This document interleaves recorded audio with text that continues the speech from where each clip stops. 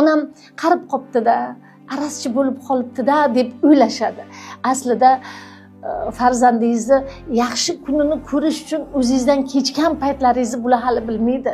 Bolajonlar, onalar ham abadiy emas. Shunday qiladiki, g'aflatda qolib birdaniga ketib qoladiki, keyin afsusingni o'rnini hech narsa to'ldira olmaydi. Ular nimaga arazchi, nimaga asabiy? Yillar u asablarni yeb bo'lgan. Tuhmatlar hayotda hammada bo'ladi. Istiroblar, ishlagan jarayoningizdagi zapretlar, tahdidlar, tanqidlar, yo'qchiliklar yillar davomida yuragingizda o'sha yaxshilik tomirini uzib keladiki, bu sizga bog'liq bo'lmagan holat. O'zingiz bilmagan holatda yosh kelin ham, o'g'lingiz ham, kuyovingiz ham, qizingiz ham yosh. Ular hali u narsani ko'rmagan, ko'rmasin ilohim.